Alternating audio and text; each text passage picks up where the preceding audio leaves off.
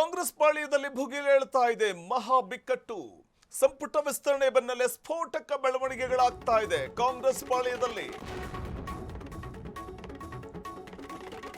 ಸಂಪುಟ ಭರ್ತಿ ಆಗ್ತಿದ್ದ ಹಾಗೆಯೇ ಕಾಂಗ್ರೆಸ್ ಪಾಳ್ಯದಲ್ಲಿ ತಲೆದೋರ್ತಾ ಇರುವಂತಹ ಅಸಮಾಧಾನದ ಬೇಗುದಿ. ಒಂದೇ ಒಂದು ಖಾಲಿ ಸಚಿವ ಸ್ಥಾನಕ್ಕೆ ಈಗ ಪೈಪೋಟಿ ಶುರುವಾಗಿದೆ. ಅವ್ರು ಬಿಟ್ಟು ಇವ್ರನ್ನ ಬಿಟ್ಟು ಯಾರ ಒಡಲಿಗೆ ಗದ್ದುಗೆ? ಹೈಕಮಾಂಡ್ನ ಅಂತಿಮ ಅಸ್ತ್ರ ಯಾರ ಕಡೆಗೆ? ಖಾಲಿ ಇದ್ದ 20 ಸ್ಥಾನಗಳ ಪೈಕಿ 19 ಸ್ಥಾನಗಳು ಭರ್ತಿಯಾಗಿದೆ.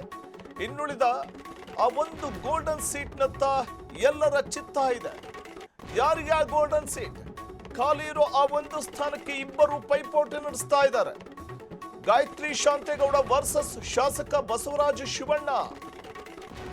ಪಕ್ಷ ಸಂಘಟನೆಯಿಂದ ಗಾಯತ್ರಿಗೆ ಸ್ಥಾನ ನೀಡಿತ್ತು ಹೈಕಮಾಂಡ್. ಇತ್ತ ಬಸವರಾಜ ಶಿವಣ್ಣ ಪರ ಸಿದ್ದರಾಮಯ್ಯ ಬ್ಯಾಟ್ ಬೀಸಿದ್ರು. ಕುರುಬ ಮತ ಬ್ಯಾಂಕ್ ಮತ್ತಷ್ಟು ಬಲಪಡಿಸುವಂತಹ ಒಂದು ಪ್ಲಾನ್ ಸಿದ್ದರಾಮಯ್ಯನವರದ್ದು. ಕೊನೆಯ ಹಂತದಲ್ಲಿ ಗಾಯತ್ರಿಗೆ ತಡೆ ನೀಡಿದ್ರು ವರಿಷ್ಠರು. ಬಸವರಾಜ ಶಿವಣ್ಣಗೆ ಸಚಿವ ಸ್ಥಾನವನ್ನ ನೀಡಿದ್ರು ಕೂಡ ಸಂಕಷ್ಟನೇ.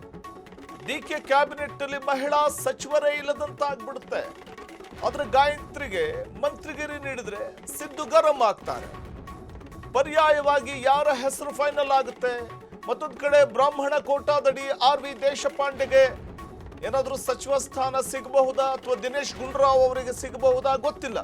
ಮತ್ತೊಂದು ಕಡೆ ಖನಿಜಾ ಫಾತಿಮಾ ಅವರತ್ತ ಕೂಡ ಅಂದ್ರೆ ಮಹಿಳಾ ಮಣಿಗಳಿಗೆ ಆದ್ಯತೆ ಕೊಡಬೇಕು ಅಂತಂದ್ರೆ ಲಕ್ಷ್ಮೀ ಹೆಬ್ಬಾಳ್ಕರ್, ನಯನಾ ಮೋಟಮ್ಮ, ಖನಿಜಾ ಫಾತಿಮಾ ಇವರ ಹೆಸರು ಇದೆ.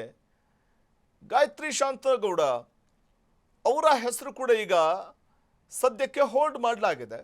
ಹಾಗಾಗಿ ಯಾರಿಗೆ ಅವಕಾಶ ಸಿಗಬಹುದು ಅನ್ನುವಂಥ ಕುತೂಹಲ ಇದೆ. ಹೈಕಮಾಂಡ್ನ ಅಂತಿಮ ಅಸ್ತ್ರ ಯಾರ ಕಡೆಗೆ? ಬಸವರಾಜ ಶಿವಣ್ಣ ಏನಾದರೂ ಸಂಪುಟಕ್ಕೆ ಸೇರ್ಪಡೆ ಆಗ್ತಾರಾ? ಈ ಕುತೂಹಲ ಇದೆ. ಯಾಕಂದ್ರೆ ಸಿದ್ದರಾಮಯ್ಯನವರು ಬಸವರಾಜ ಶಿವಣ್ಣ ಪರವಾಗಿ ಬ್ಯಾಟ್ ಬೀಸ್ತಾ ಇದ್ದಾರೆ. ಹಾಗಾಗಿ ಬಸವರಾಜ ಶಿವಣ್ಣ ಅವರಿಗೆ ಏನಾದರೂ ಆದ್ಯತೆ ಸಿಗಬಹುದಾ?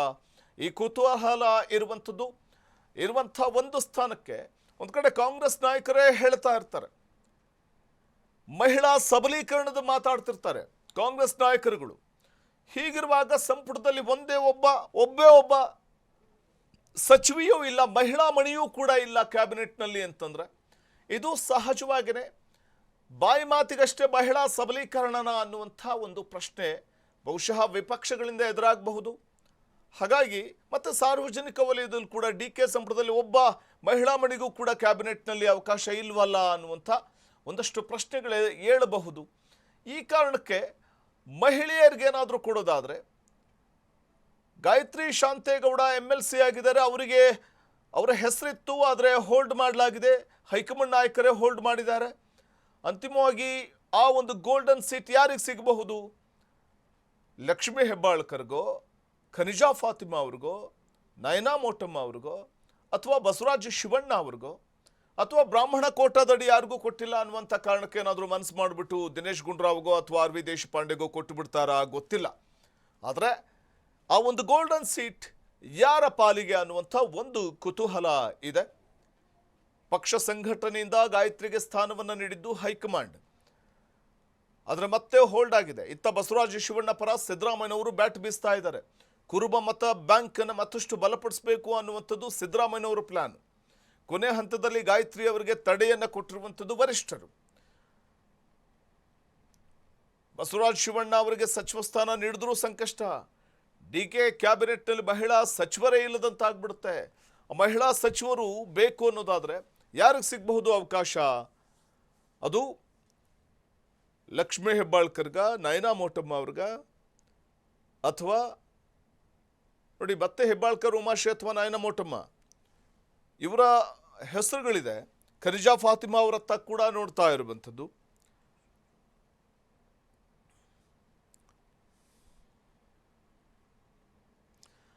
ಹಾಗಾಗಿ ಯಾರಿಗೆ ಅವಕಾಶ ಸಿಗುತ್ತೆ ಅನ್ನುವಂಥ ಕುತೂಹಲ ಇದೆ.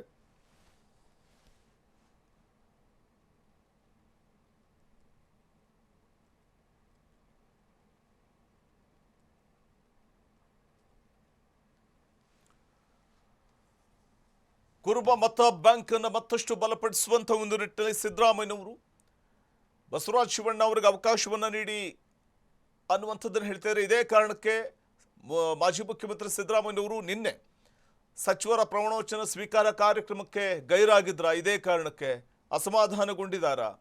ಬಸವರಾಜ ಶಿವಣ್ಣ ಅವರಿಗೆ ಸಿಗಬೇಕು ಅನ್ನುವಂಥ ಒಂದು ಒತ್ತಾಯ ವಿರುದ್ಧ ತಾನು ತೆಗೆದುಕೊಂಡು ಹೋಗಿದ್ದಂಥ ಲಿಸ್ಟ್ ಬೇರೆ, ಹೈಕಮಾಂಡ್ ಫೈನಲ್ ಮಾಡಿ ಕಳಿಸಿರೋ ಲಿಸ್ಟೇ ಬೇರೆ.